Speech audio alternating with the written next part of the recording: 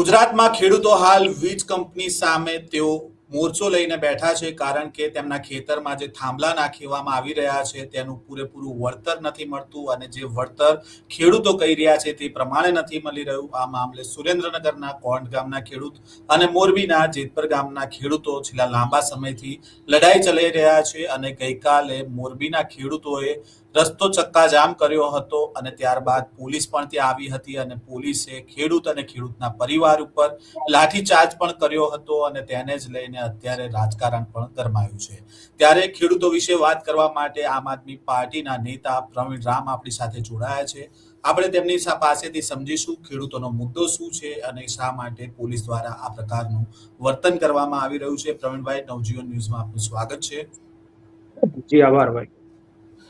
પ્રવીણભાઈ, અત્યારે ખેડૂતો છેલ્લા લાંબા સમયથી લડત લડી રહ્યા છે. પહેલા તો આજે વીજ કંપનીને લઈને જે મુદ્દો ચાલી રહ્યો છે, શું આ મુદ્દો છે?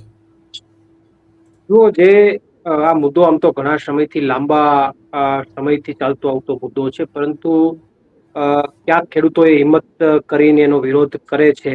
આની પહેલા મને તમને ખ્યાલ હોય તો કચ્છમાં પણ આ જ મુદ્દાને લઈને હાઈ ટેન્શન લાઈનને લઈને ખેડૂતો દ્વારા ખૂબ વિરોધ થયો હતો.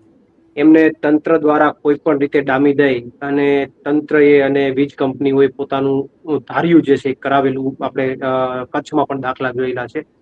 આવું આખા ગુજરાતમાં મજા આવે ત્યાં થાંભલાઓ, પવનચક્કીઓ, સોલાર, બધી અનેક કંપનીઓ, સરકારને ફાયદો કરાવતી કંપનીઓ ચારે બાજુ લાગી ગઈ છે. ખેડૂતો ને બળજબરીપૂર્વક એમને એમનું પૂરતું વેતન આપ્યા વિના એના બાપાની જમીન હોય એમ એની પાસેથી હડપ કરી લેવામાં આવે છે અને એમાં સહયોગ તરીકે ક્યાંક અને ક્યાંક પોલીસ તંત્ર આગળ આવે છે. એમનો હાથો બનાવવામાં આવે છે અને પોલીસ તંત્રને હાથો બનાવી અને ખેડૂતોને ડરાવવાનું કામ વર્ષોથી બીજેપીની સરકારમાં ગુજરાતમાં થઈ રહ્યું છે. ગુજરાતમાં જે આ બંને તાજેતરમાં ઘટના બની, કોઢ ગામની અને મોરબીના જેતપર ગામની, એમાં પણ ગઈકાલે મોરબીના જેતપર ગામમાં જે કઈ ઘટના બની એ અત્યંત સંવેદનશીલ ઘટના છે.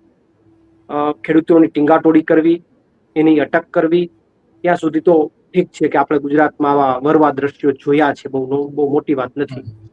પણ મહિલાઓ પર લાઠીઓ વરસાવવી, નાના બાળકો 10-10, 12-12 વર્ષના કે એવા બાળકને ધક્કાઓ મારવા પોલીસ દ્વારા, ધક્કા મારીને એને રોડે ચડાવવા, આ તો કઈ હદની માનવતા. તંત્ર જે ભાન ભૂલ્યું છે, તંત્ર જે મને તો એવું લાગે છે કે કેમ આખી આ વીજ લાઈનની કંપનીઓમાં પોલીસ તંત્રને 50% ભાગ આપી દીધો હોય.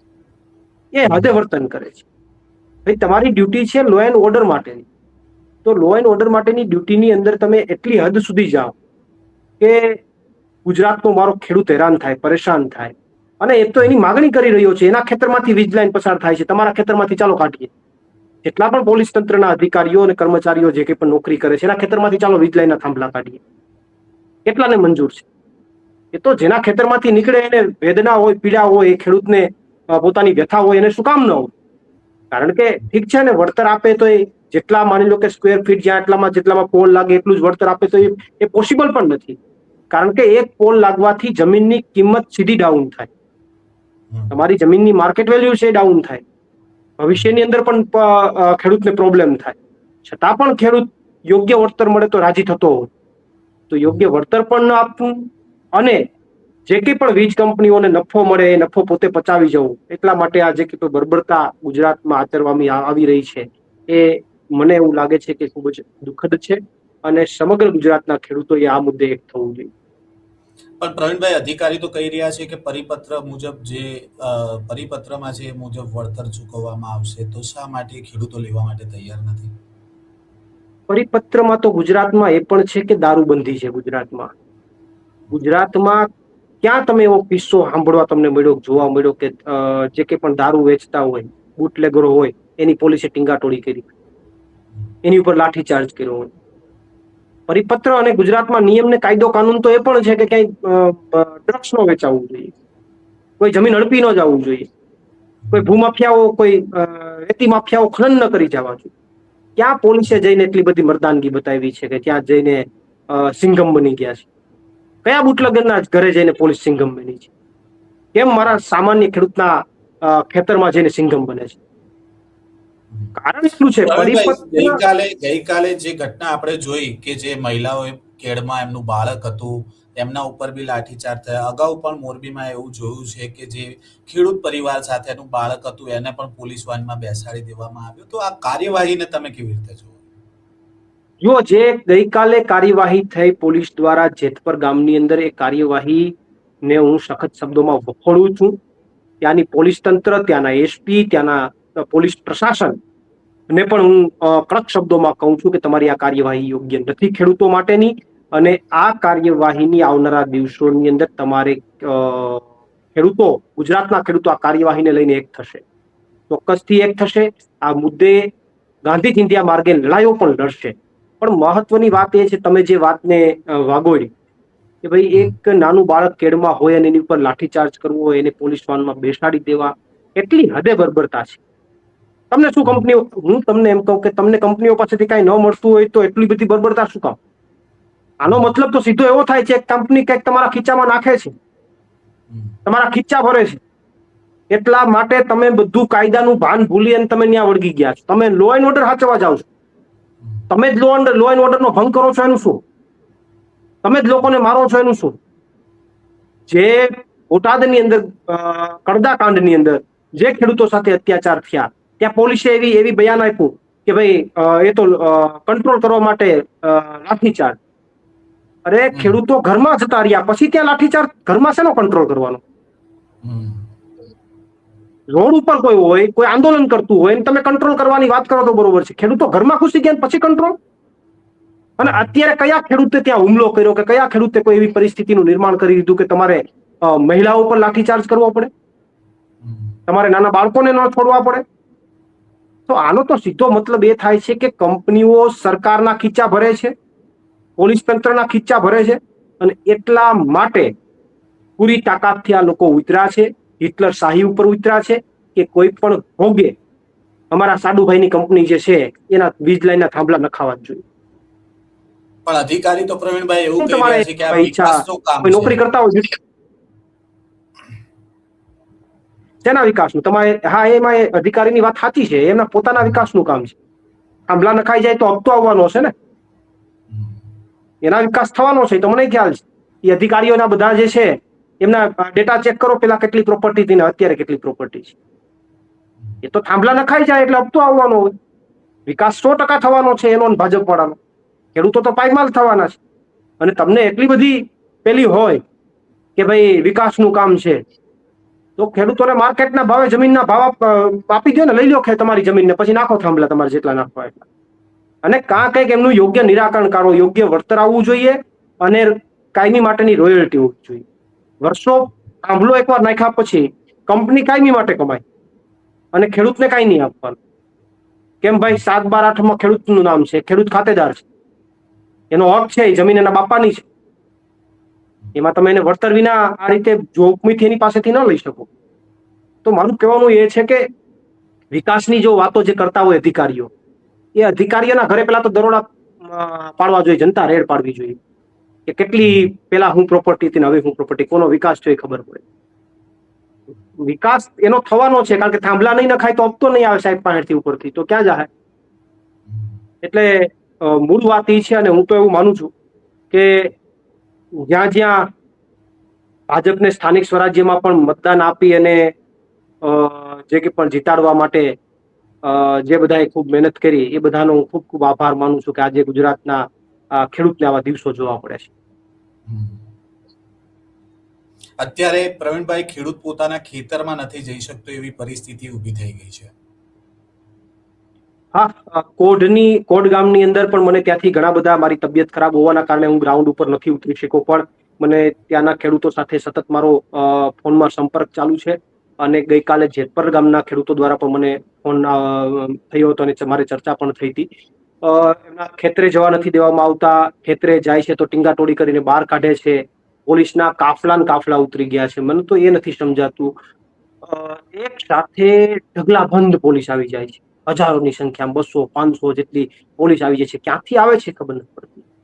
અને અત્યાર સુધી ગુજરાતની અંદર ગુજરાતનો સામાન્ય નાગરિક કોઈ ફોન કરશે કે ભાઈ આ ભાગની અંદર દારૂનો અડ્ડો ચાલે છે, ત્યાં દારૂ વેચાય છે બિનકાયદેસર રીતે, તો તમે 10 ફોન કરશો તો 2 પોલીસ વાળા નહીં આવે, 10 ફોન કરશો તો 2 પોલીસ વાળા નહીં આવે.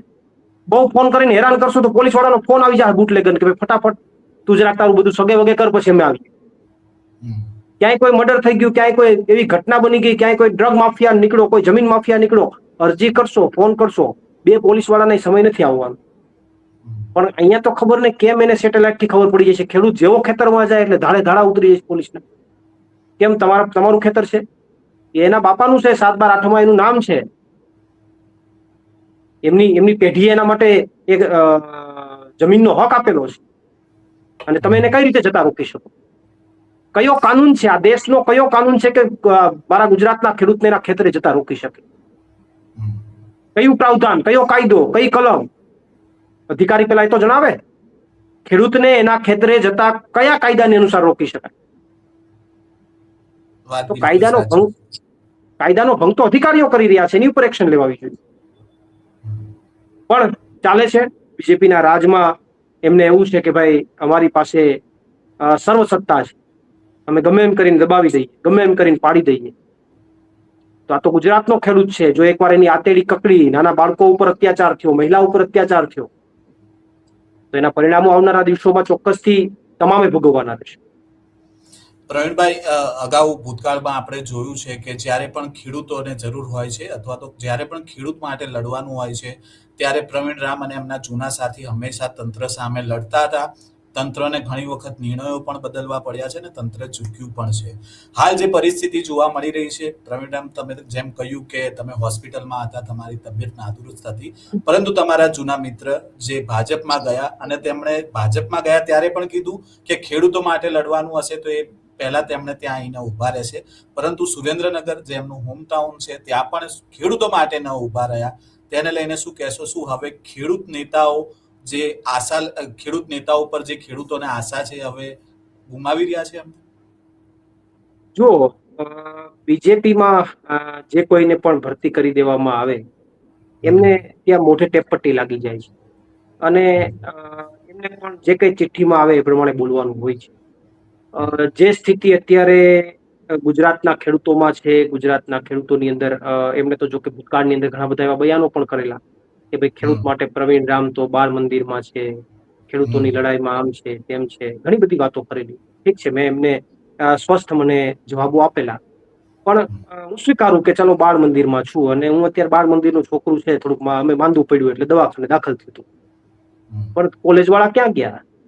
કોલેજ વાળા તો આવો. પણ ઠીક છે, એનો જવાબ તો વધારે હું એમાં નથી પડવા માંગતો, પણ હું તો એવું માનું છું કે એનો જવાબ એ પોતે જ આપી શકે. તો ખેડૂતો માટે એક નિવેદન પણ નથી આપી શકતા અત્યારે. હા, પણ એ જવાબ એ પોતે જ એમને એ જ આપી શકે, પણ અત્યારે નથી આપતા. એ ક્યાંક ને ક્યાંક મેં જે તે સમયે પણ એવું કીધું હતું કે ભાઈ ભલે પક્ષ પલટો થયો એ મોટી વાત નથી, પણ ગુજરાતના ખેડૂતને જરૂર પડે ત્યારે જો એ તાકાતથી, પહેલા જે તાકાતથી લડતા હતા એ તાકાતથી લડતા દેખાય તો અમને ગમશે. પણ એવું નથી થયું, એટલે ક્યાંક અમને પણ દુઃખ છે, ગુજરાતના ખેડૂતોને પણ દુઃખ છે. અને જે કંઈ પણ ઘટનાઓ બની છે ગુજરાતના ખેડૂત સાથે, તો એ સમયે ખેડૂત સાથે, ઠીક છે, હું એવું નથી કહેતો સત્તા પક્ષમાં તમે હો તો વિરોધ કરવો એ તમારી ફરજ નથી, પણ સત્તા પક્ષમાં હોવ તો તમે એના મુદ્દાઓને લઈને સરકારમાં મંત્રણાઓ કરવી, સરકાર સાથે બેસવું, સરકારમાં કોઈ પણ ભોગે નિર્ણયો લેવડાવવા અને એના માટેના તમામ પ્રયત્નો કરવા. માત્ર કેવા પૂરતી નહીં, પણ જે બહાર દેખાવા જોઈએ એ તમામ પ્રયત્નો કરવા એ સત્તા પક્ષમાં રહેલા વ્યક્તિઓની ફરજ છે. તો એ ક્યાંય દેખાતી નથી, એમાં ત્રુટી દેખાય છે. માત્ર વાતો જ દેખાય છે કે અમે વાતો કરી છે, અમે ચર્ચા કરી છે. ચર્ચા કરી, વાતો કરી હોય તો સોશિયલ મીડિયામાં કેમ ક્યાંય દેખાણું નહીં? સોશિયલ મીડિયામાં તો જે મુલાકાત થાય છે, એમના ફોટાઓ તો ચોક્કસ મૂકતા હોય છે, પછી એ કૃષિ મંત્રી જોડેના હોય કે પછી અન્ય નેતાઓ સાથેના હોય, પણ ખેડૂત મામલે હજી સુધી એમણે એવી એક પોસ્ટ પણ નથી લખી કે ભાઈ ખેડૂતો પર લાઠીચાર્જ થઈ રહ્યો છે, એમની સાથે છું. કેમ કે જ્યારે જીત્યા હતા ત્યારે પણ એવું કહેતા હતા સુરેન્દ્રનગરના ખેડૂતોની જીત થઈ છે, તો હવે જીત્યા છે તો પછી ખેડૂતો માટે એક શબ્દ પણ ન લખી શકે?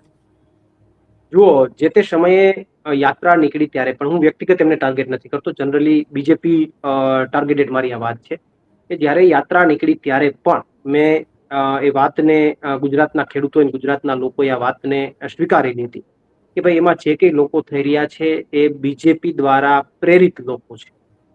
બીજેપી એમાં લોકો ભેગા કરી રહી છે અને બીજેપી આખું આયોજન કરી રહી છે. ત્યારે પણ એમના દ્વારા એક જ વાત હતી કે ના તો બધા સ્વયંભૂ ખેડૂતો આવી રહ્યા છે અને ખેડૂતો જે છે એ મારી સાથે છે, ચાલો સ્વીકારી લઈએ. તો અત્યારે ગુજરાતના ખેડૂતોને જરૂર છે, તમે એની સાથે કેમ નથી? મોટો પ્રશ્ન આ જ છે. ખેડૂતો તમારી સાથે છે માની લઈએ, ચાલો, તમે કેમ ગુજરાતના ખેડૂતની સાથે નથી? એટલે ઠીક છે, આ બાબતને લઈને વધારે જે કે પણ ચર્ચા છે અથવા વધારે જવાબ તો એ પોતે જ આપી શકે. અને હવે તો જવાબ પણ શું આપી શકે, કારણ કે ગુજરાતના ખેડૂતોને પણ ખ્યાલ આવી ગયો છે કે બીજેપીમાં ગયા પછી ખેડૂતો માટે બોલવાનું બંધ થઈ ગયું છે. પ્રવીણભાઈ, મારો અંતિમ સવાલ છે કે હવે તમારી તબિયતને લઈને તમે ફરી પાછા આવ્યા છો, સ્વસ્થ થઈ ગયા છો, તો હવે ખેડૂત માટેની લડાઈ કેવી રીતની રહેશે? ચોક્કસથી જુઓ, મને મારે જે કંઈ પણ તબિયતની જે કંઈ પણ પેલું થયું હતું એના કારણે એને લઈને 15-20 દિવસનો મને રેસ્ટ કરવા માટેનું એક ઇન્ડિકેશન હતું. અરાઉન્ડ હજી પણ અઠવાડિયું 10 દિવસ જેવું મારે રેસ્ટ કરવું પડે એવી સ્થિતિ છે. એ કમ્પ્લીટ થઈ જતા ચોક્કસથી આ બંને મુદ્દાઓને, આખા ગુજરાતમાં જે કંઈ પણ વીજ લાઈનના મુદ્દાઓને લઈને ચોક્કસથી હું ગ્રાઉન્ડ ઉપર ઉતરીશ. ગુજરાતના ખેડૂતોને જે કંઈ પણ જરૂર હશે એ રીતે ગુજરાતના ખેડૂતો સાથે ખંભેથી ખંભો મિલાવીને ઉભો રહીશ. અને સાથે સાથે અત્યારે અમારી આ પાર્ટી વતી પણ ગુજરાતના ખેડૂતો સાથેની એક્ટિવિટી ચાલુ છે. માનનીય ગોપાલભાઈ પણ કોડ ગામની મુલાકાતે ગયા હતા અને ગઈકાલે જે કંઈ પણ જેતપર ગામે ઘટના બની એમાં પણ આમ આદમી પાર્ટીના મારા ભાઈ પંકજભાઈ રાણસરિયા અને તમામ આગેવાનો જે છે એ ખેડૂતોની સાથે ખંભેથી ખંભો મિલાવીને લડાઈ લડી રહ્યા છે. ખેડૂતોની સાથે પંકજભાઈ રાણસરિયાની પણ અટક કરવામાં આવેલી છે. એટલે સમગ્ર ટીમ જે છે એ સતત ગ્રાઉન્ડ ઉપર છે. મારી તબિયત ઓકે થતા હું ચોક્કસથી ગુજરાતના ખેડૂતો સાથે ચર્ચા કરીશ. બંને ગામના ખેડૂતો, કોડ અને જેતપર બંને ગામના ખેડૂતો સાથે મારો સંપર્ક ચાલુ છે. એમની સાથે ચર્ચા કર્યા બાદ એમને જે કોઈ પણ જરૂર હશે એ લેવલે ગ્રાઉન્ડ ઉપર લડાઈ લડવા માટે ચોક્કસથી ઉતરીશ. જી પ્રવીણભાઈ, નવજીવન ન્યૂઝ સાથે જોડાયા તે બદલ આપનો ખૂબ ખૂબ આભાર. આભાર. તો આપે સાંભળ્યા આમ આદમી પાર્ટીના નેતા પ્રવીણ રામને, અને તેમણે જે ખેડૂત ઉપર જે અત્યારે બર્બરતા આચરવામાં આવી રહી છે, લાઠીચાર્જ કરવામાં આવી રહ્યો છે, તેને લઈને પોલીસની કામગીરી અને તંત્ર સામે તેમણે સવાલો ઉઠાવ્યા છે. અને કોણે લાઠીચાર્જ કરવાનો આદેશ આપ્યો હતો અને શા માટે ખેડૂતોને મારવામાં આવ્યા છે તેને લઈને પણ તેમણે સરકાર ઉપર સવાલો ઉઠાવ્યા છે. આ પ્રકારના સમાચાર અહેવાલ સાથે ફરી મળીશું. નવજીવન ન્યૂઝ સાથે જોડાયેલા રહેજો. વૈષ્ણવજન તો તેને કહીએ જે પીડ પરાઈ જાના.